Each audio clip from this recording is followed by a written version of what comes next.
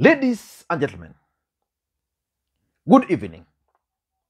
It is my hope and prayer that this video is going to find you guys in good health.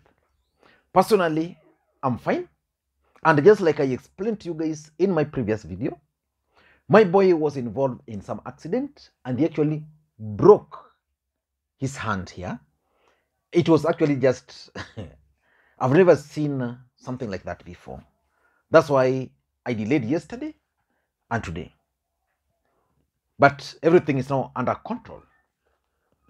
The United Democratic Alliance Party, associated with William Samoei Arap Ruto, the Deputy President of the Republic of Kenya, today conducted their party primaries.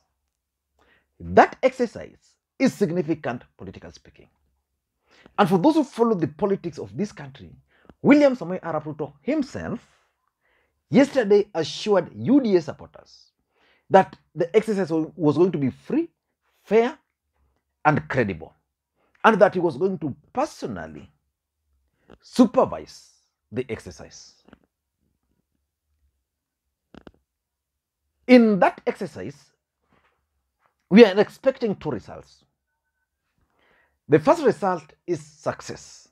If the UDA nominations is going to be successful, then the person who is going to take credit for that is going to be William Samoei Arap Ruto. And if that exercise is going to fail, again, the guy who is going to carry the failure is none other than the Deputy President, Dr. William Samoei Arap Ruto. In this video, I want us to try and do a critical analysis of the UDA nominations. Before we do that, for those who are watching this channel for the first time, I want you guys to take a second, just a second or two, and click that subscribe button so that next time we produce a video like this, YouTube will automatically notify you. Because what we do on this channel is that we analyze politics in a way you can't find in any other place. So the best thing you do, just click that subscribe button now. And to the subscribers, I want to continue. Thank you guys for your continued support. When my son was involved in an accident yesterday and I failed to record, and again earlier today, most of you guys placed phone calls asking whether I was actually fine or something was wrong, or whether I'd been bought by UDA and I was supervising their nominations. Guys, I'm fine. Now, I want us to begin by looking at the objectives of this nomination exercise. What was the objective of this nomination exercise? Because if you've been following William Ruto for the past 2 or 3 weeks, the man has been focusing more on Jubilee nominations, talking out other aspirants to step down for person A or B, and convincing person C and F not to contest, assuring person E that they are going to be absorbed into their presidential campaigns. So by doing that, the Deputy President was basically managing the nomination exercise. Yesterday, the process began, and the logistics actually began. We saw lorries ferrying the ballot papers across the country. But what was the objective of this exercise? Because very few parties would actually want to go that route. ODM party has always conducted nominations, which has always proved to be sham or not credible, and in most cases chaotic. This time around, for example, ODM opted for consensus just to avoid chaos, and in areas where they can't agree, the ODM party decided to use digital technology, like in Sia, which was successful, in Busia, which was successful. Tomorrow, I don't know where they'll be conducting their exercise, but the nomination where you have ballot papers prepared, you have returning officers across the country, the ballot boxes and papers being transported, only UDA is doing it. Why do you think they are, in the first place, going for nominations? The first objective why they were going for the nomination is that the Deputy President was keen on portraying UDA as a political party as one of the most organized political party, that the party can actually go ahead and conduct a free, fair, and credible elections in the entire republic seamlessly. Of course, you've seen what has happened. Maybe you could let me know whether it has succeeded, it was the most organized, or just like ODM has always been before, chaos after chaos. So that's one thing they wanted. If this exercise had gone smoothly, the deputy president would have carried the party, would have actually bragged as one of the most organized, non-violent. After the chaos today, they can't brag about being, they can't brand ODM as the most violent party. The second thing they wanted to do with this exercise was basically to test William Ruto's campaign machinery. You know, you can campaign the way you want, but the way you manage the final day, which is normally the elections, one day to the elections day, until the time elections are conducted, the results are released, that's the most important. So William Ruto, in my view, wanted to test so many things using this exercise. For example, he wanted to test whether his local networks are spread across the country. Whether they achieved that is something I still don't know. They also might have wanted to test whether they are able to protect the votes. And I also suspect that they were keen on trying to see how deep the state can go to interfere with their nominations. So that was the third thing. Test the machinery. The fourth objective, in my view, was basically to test the turnout. How are supporters going to turn out? Are they going to be in large numbers, the turnout, or are they going to be low? That explains why they printed over 45 million ballot papers for this exercise. So the question they wanted to check is the turnout. I'll be following the results very closely to check on the turnout, specifically the turnout in the larger Mount Kenya region. The fifth thing they wanted to do was to avert fallout. You see, the major headache the deputy president and Raila Odinga were actually facing was nomination. How, for example, ODM were going to manage Mombasa?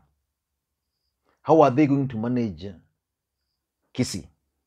How are they going to manage Homa Bay? How are they going to manage Migori? Ruto was also faced with a similar situation. So in cases where they could not agree through consensus, what the deputy president opted for was let the people decide. So that if you're defeated in a free and fair contest, you surrender. If you feel the contest is not fine, then you can choose your party. But the deputy president wanted to avert a fallout where those who will be defeated will accept the results in grace.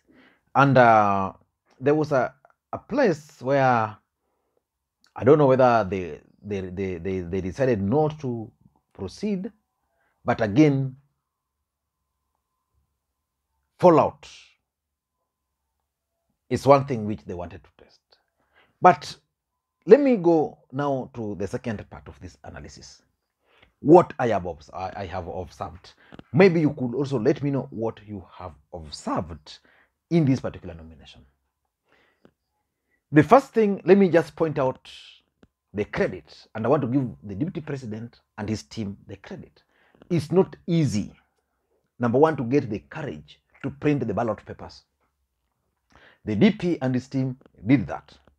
Number two, it's not easy to face supporters to choose for you. The deputy president and his team did that.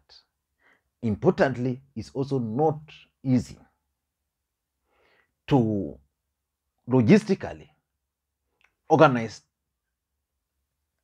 a nomination exercise. Recruit over 49,000. Are they 49,000 or 400,000 polling clerks? It's not easy. It's an expensive venture. So on that, I give the deputy president take.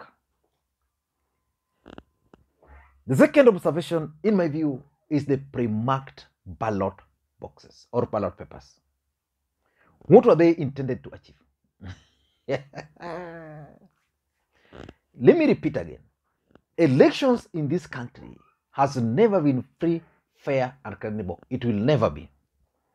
Even in August, it won't. ODM conducted nominations today, for example, in Bondo, Alego Usonga, and again, my friend Andiwo Moi lost in Bondo. My friend Atandi won, and Elisha also won in the game. But there are claims that the elections might have been rigged electronically. But you see, when results are trickling in electronically, there is nothing much you can do. But for ballot papers, what normally happens is that they are pre-marked. So I've seen a few constituencies where there were pre-marked ballot papers. Why was that? So it means William Ruto and his team had preferred candidates. And their system was designed in a way to make people believe that the elections was free and fair, but at the back, there were preferred candidates who had pre-marked ballot papers. I saw Simon Mbogwa in Starehe having pre-marked ballot papers. In Bomet, William Ruto's lawyer running for member of parliament in Sotik had his name ticked in some ballot papers. I also saw, you say Bichok or Bachok in Bomet. Tick. So it's very interesting that the deputy president organized an event like this, but there were pre-marked ballot papers. I want to assume that these ballot papers were not generated by these candidates. If they were, then the deputy president should actually kick them out. The second thing I observed was the issue of the missing names of aspirants. You know, you are an aspirant, you've paid the nominations fee, you've campaigned, you've mobilized your supporters, they've come to vote. Your name is missing on the on the ballot paper. What do? That's serious. It has happened before, and it's serious. The fourth thing which I also observed were the chaos. In Bomet, especially in William Ruto's stronghold, there was serious chaos. In Bungoma, there were chaos.